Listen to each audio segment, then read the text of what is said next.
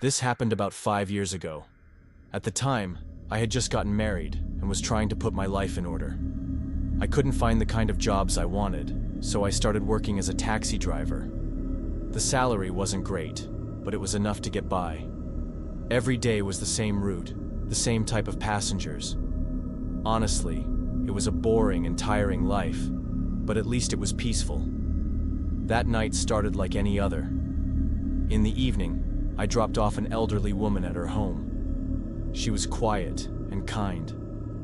We chatted a bit along the way. When we arrived, she asked me to help her carry her suitcases. I agreed. I slowly carried them into her house. By the time I got back in the car, it was already past midnight. I was tired, just thinking about getting home. That's when I noticed a woman standing alone by the side of the road. She looked to be in her 40s. She was dressed entirely in black, even wore a black hat. My first thought was that maybe she had come from a funeral. But at this hour, a woman in black, standing alone on the roadside in the middle of the night. It was strange. I slowed the car and stopped. She was standing in front of the car, not looking at me. She just stood there, motionless, almost like she was frozen. I rolled down the window and asked, "Ma'am, where are you headed?" She slowly turned her head and said in a calm voice, "Near the cemetery." I hesitated for a moment. I just wanted to go home, but this was my job. I didn't have a choice. I opened the door and said, "Please get in." She sat down. She didn't speak. No greeting, no thank you. She just quietly took her seat. I started driving. The night was silent.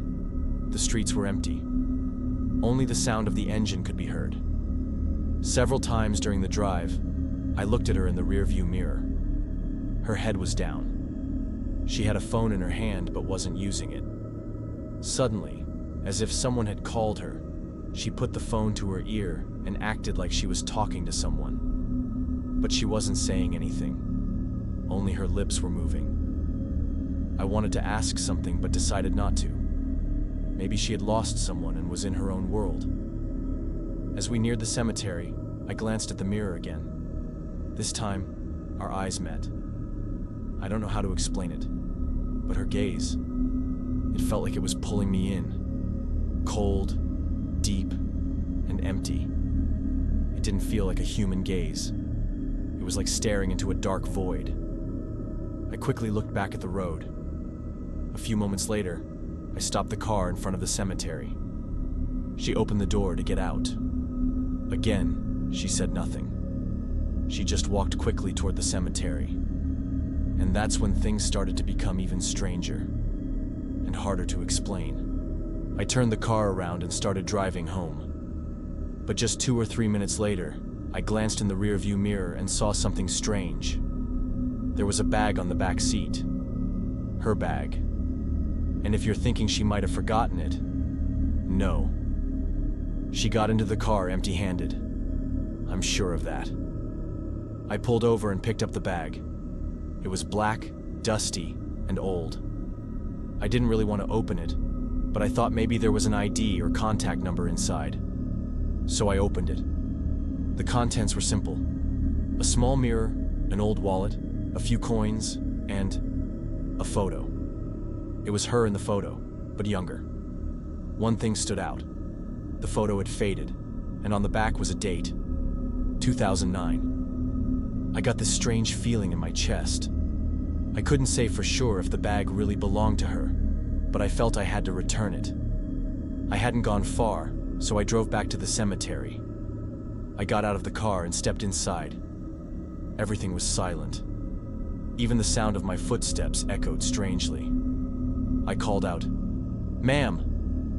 Then louder, "You left your bag in the car!" I called several times, but no one responded. I walked a little further into the cemetery looking for her. She was nowhere to be seen. As I moved between the graves, a heavy pressure grew inside me. It felt like something was watching me. I turned around quickly. Nothing. But the feeling from the mirror, that gaze, was still there. It felt like she was watching me from somewhere. I didn't want to go deeper. I turned back, got into the car, and took a deep breath. Probably just my imagination, I told myself. The next day, I took the bag to the police station. The officer on duty opened it and checked inside. After a couple of minutes, he whispered something to his colleagues, and they called me into a room. Several officers were seated there. One of them looked at me and asked, "Where did you find this bag?" I told them exactly what happened. A woman got in my car last night. I dropped her off at the cemetery, and the bag was left behind. That's it. But they gave me strange looks. Then one of them said seriously, "The woman you're describing, everything matches. But that woman died 10 years ago." Honestly, I froze. "What do you mean she died?" I asked.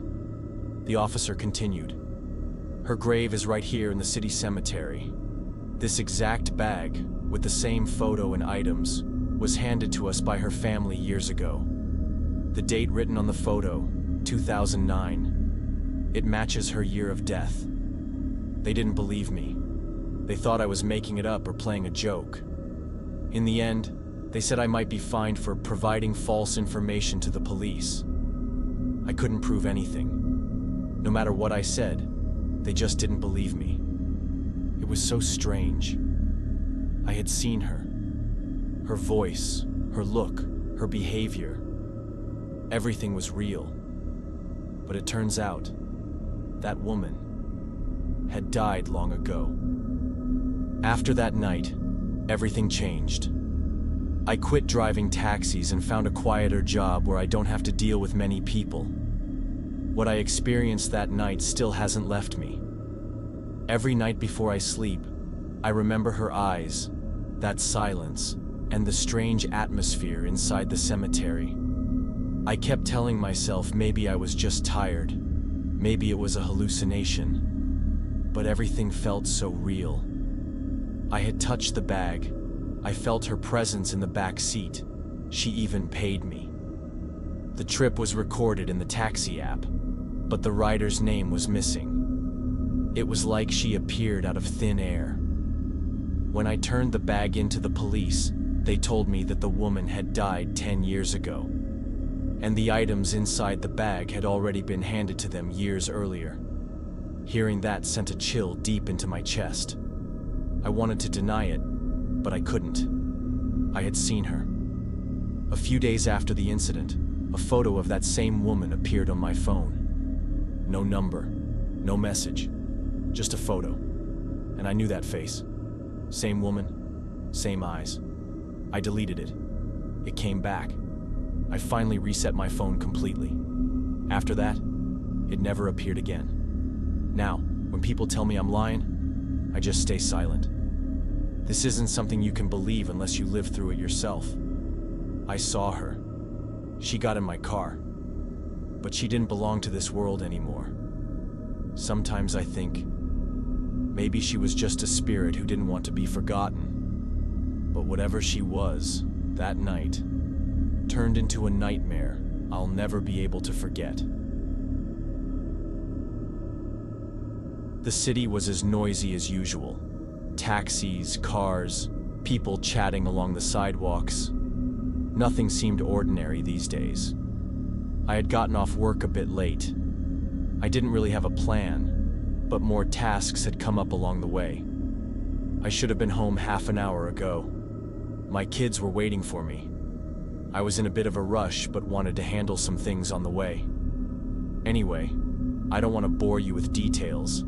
I just wanted to get home quickly. I called an Uber, and it arrived in just a few minutes. It came faster than I expected. I got in the car and told the driver where I was headed. He was the type of person who didn't talk much. He just nodded and listened to me.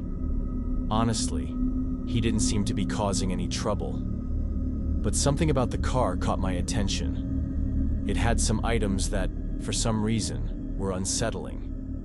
For instance, there was a knife in the front armrest. But at first, I didn't think much of it. The driver's eyes also caught my attention. Whenever my gaze met his, he looked at me strangely. There was something in his eyes, but I couldn't figure out what it was. Sometimes, he would stare at me intensely. At that moment, I decided not to keep making eye contact. I even felt like there was something strange in his gaze, some tension, but I tried to stay calm. Everything seemed normal, right? Then, suddenly, the car turned off the road and began heading in a different direction. As soon as I noticed this, I became suspicious. It wasn't just the road that changed, but the expression on the driver's face also shifted. I could feel it now. I sat up and said, "We're going the wrong way." But he didn't respond. He didn't turn his head, just kept driving. I felt that the situation was becoming increasingly odd, but I thought maybe I was just misunderstanding things. Maybe I was imagining all this. As everything unfolded, my heart started beating faster. At that moment, something was off. It was clear that this wasn't going to be just an ordinary taxi ride. A few minutes later, we had already entered the edge of the forest. My eyes widened even more. There were no lights on the road, and the car's headlights only illuminated the darkened area around us. I still didn't understand what was happening. I wanted to ask him again, "What's going on?" But my tongue felt frozen. I thought maybe this was just a mistake. "Driver, where are we?" I asked. But he didn't say a word. He just smiled and kept driving. I could feel that the situation was getting very strange. My body started sweating cold. I took my phone and tried to make a call, but my phone was abruptly snatched from my hand and pulled away. Suddenly, the driver harshly stopped the car. He grabbed the seat and turned towards me. In that moment, my heart seemed to stop. The driver, with a terrifying expression in his eyes, said, "From here on, you'll choose what happens next." He looked at me, his face twisted with unease and something darker. My body was still frozen. I had no idea what to do out of pure panic. He suddenly jumped out of the car and charged at me. Without thinking, I grabbed anything I could from my bag and struck him in the eye with my keys. He collapsed to the ground, motionless. In that instant, I felt alone, trapped in fear. I began running away from the car, but I knew he had seen me and could feel him chasing me from behind. He was a little behind me. No matter how much I ran, I could hear his footsteps. His pursuit was relentless, and it felt like the forest itself was closing in on me. Fear drove me forward as I continued to flee, but no matter how hard I fought, I had no sense of direction. I kept turning, trying to find my way through the woods. He was still right behind me. In a moment of sheer terror, I decided that I needed to lose him, because if I kept running like this, I had no hope of escape. I threw myself into the bushes, blending into the forest. But he didn't stop. I could hear his voice, his presence, following me every step of the way. He was still a bit behind me, but I had escaped. But I didn't know the way, and I didn't have my phone. Everything was so confusing and terrifying. At that moment, the only thought in my mind was, "I'm safe, but where am I?" I didn't recognize the road or anything around me. The cold air, the stillness of the forest. There was something strange about everything. It was the middle of the night. I started walking, overwhelmed with fear. I made my way to the edge of a path. My eyes were swollen with tears, and the sweat on my body didn't seem to bring any relief. But all I wanted was to go home. After walking for a few minutes, I finally reached a village. I was exhausted, drained. I couldn't even understand what was happening around me. I had nothing with me, and my breath was shallow. I waited by the side of the road, and finally, the first car that passed by became my only hope. The driver, fortunately, seemed like a kind person. He took me to the police station. I told the police everything, explaining all the details carefully. I even described the driver and what had happened. They said they would investigate the matter. At that moment, everything felt so chaotic, but I felt somewhat better knowing I was going to be okay. I made it home and, still shaken, started telling my family what had happened, almost like it was a horror story. In the following days, the situation became even more frightening. The police managed to track down the killer. Just thinking about how dangerous he was sent chills down my spine. He seemed so harmless at first, but then they found him, and he was arrested. 4 years passed since the incident, but in the end, the killer was released. Yes, he was set free, and now he could be anywhere. He's a taxi driver now. Maybe I should have just focused on protecting myself, but every time I get into a new taxi, a wave of fear takes over me. That event still haunts me. Every time I get in a taxi, I'm transported back to that day. Everything feels so real.